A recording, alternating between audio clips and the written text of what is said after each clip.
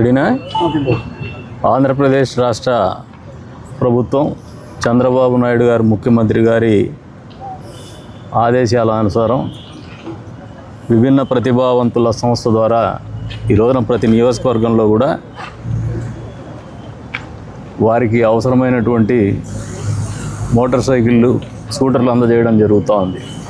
అందులో భాగంగా కదిరి నియోజకవర్గంలో కూడా ఒక 10 మందిని ఎంపిక చేసి వారికి ఈ రోజున అందజేసి వాళ్ళ జీవితంలో ఒక నమ్మకాన్ని, ఆదరణని, అవసరాన్ని గుర్తించి ముందుకు తీసిపెట్టే కార్యక్రమం చేస్తాం.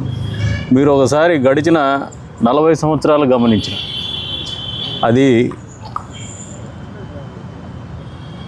పాత గతంలో ఉన్నటువంటి ఆంధ్రప్రదేశ్ రాష్ట్రంలో కావచ్చు, విభజన జరిగిన తర్వాత ఏర్పడినటువంటి నవ్యాంధ్రప్రదేశ్లో కావచ్చు, దివ్యాంగులకు ఏదైనా మంచి చేసినారంటే అది చంద్రబాబు నాయుడు గారు ముఖ్యమంత్రిగా ఉన్నప్పుడు, తెలుగుదేశం ప్రభుత్వం అధికారంలో ఉన్నప్పుడు, కూటమి ప్రభుత్వం అధికారంలో ఉన్నప్పుడే జరిగింది. మీరు చరిత్ర చూసినా ఇది అన్ని వాస్తవాలు. మొన్నటికి మొన్న బస్సుల్లో ఉచిత ప్రయాణం వాళ్ళకి అందజేసినప్పటికీ వాళ్ళకి ప్రత్యేకమైనటువంటి సీట్లు కేటాయించినది కూడా ఈ ప్రభుత్వమే, ముఖ్యమంత్రి గారు చంద్రబాబు నాయుడు గారి ఆలోచనతో. గతంలో విభిన్న ప్రతిభావంతులని ఆదరించి ఆదరణ పథకాన్ని వాళ్ళకి అందజేసింది కావచ్చు.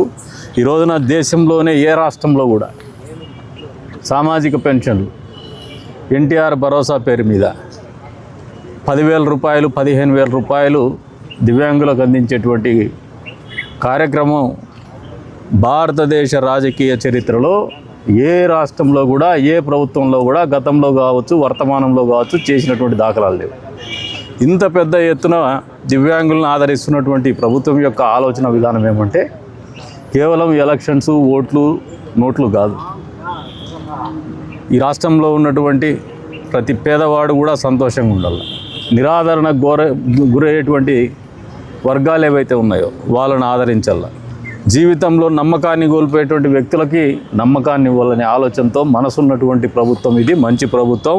అందుకనే దివ్యాంగులకు కూడా మళ్ళీ చెప్తున్నాం, వాళ్ళకు కూడా మీకంటూ ఏదైనా పెద్ద ఎత్తున మంచి జరిగిందంటే అది కేవలం చంద్రబాబు నాయుడు గారి హయాంలో ఉన్నప్పుడు ఏర్పడినటువంటి ప్రభుత్వాల్లోనే జరిగింది. ఆయన ముఖ్యమంత్రిగా ఉన్నప్పుడు జరిగినప్పుడే జరిగినాయి. ఇప్పుడు కూడా ఇంకా రెట్టింపు మంచి చేస్తూనే ఉంది, భవిష్యత్తులో కూడా చేయబోతుందని చెప్తాను. ఈరోజు జగన్మోహన్ రెడ్డి గారు కుట్రపూరితమైనటువంటి ఆలోచనతో మళ్ళీ పరిపాలన కోరుకుంటున్నాడు, కానీ ప్రజలు అందించేటువంటి పరిస్థితులు లేరు. ఒకసారి అవకాశం ఇచ్చినారు. నిన్న కాక్రోచ్ జనతా పార్టీ ఢిల్లీలో జంతర్ మంతర్లో చేసి ఎడ్యుకేషన్ మినిస్టర్ రిజైన్ చేసినాడంటూనే అప్పుడే ఒక నెగిటివ్ పాలిటిక్స్కి శ్రీకారం చుట్టినారు మొన్నటి నుంచి.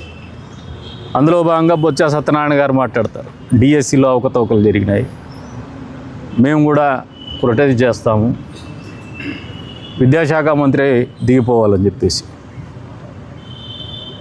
విద్యాశాఖ మంత్రి గారు అత్యున్నతమైనటువంటి విద్యా ప్రమాణాలతో విద్యను ఆచరించి విద్యాశాఖ మంత్రిగా ఆయన బాధ్యతలు స్వీకరించి పరిపాలన చేస్తున్నారు.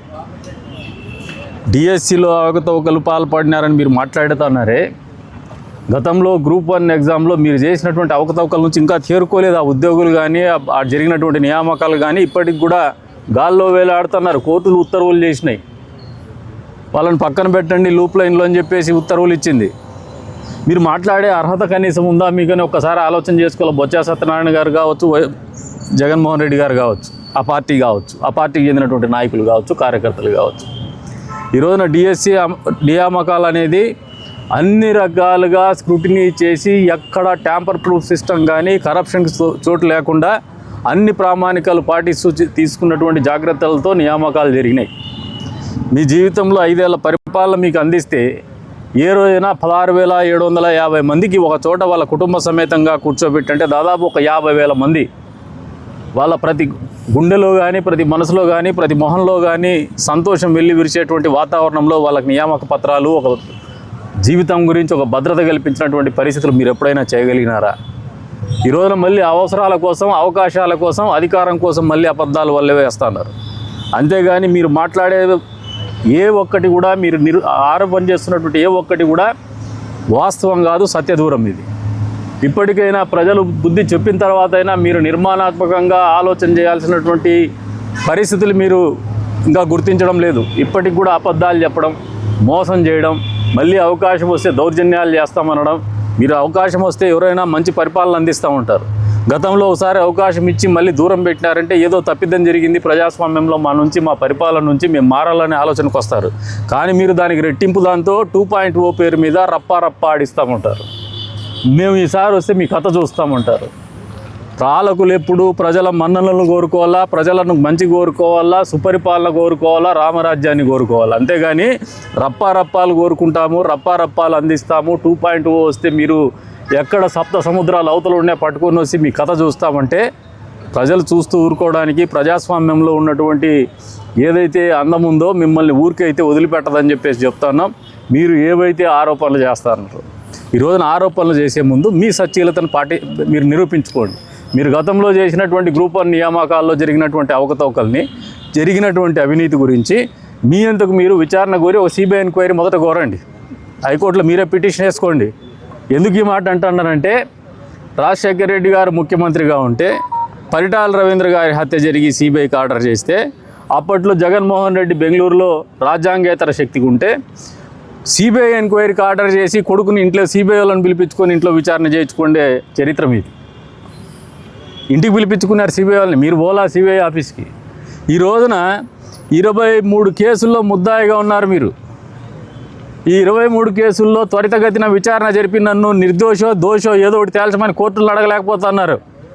ఈ రోజున మీ మీద వచ్చినటువంటి ఆరోపణలు కోర్టు తప్పుపట్టినటువంటి వైనా మీరు నియామకాలు గ్రూప్ 1లో చేసినటువంటి నియామకాలు తప్పుడు అని చెప్పేసి కోర్టు ప్రైమా ఫసి ఫైండ్ అవుట్ చేసి వాళ్ళని లూప్ లైన్లో పెట్టమంటే మీరెందుకు సచివులు అయితే ఎందుకు అడగలేకపోతున్నారు సిబిఐ ఎంక్వైరీకి?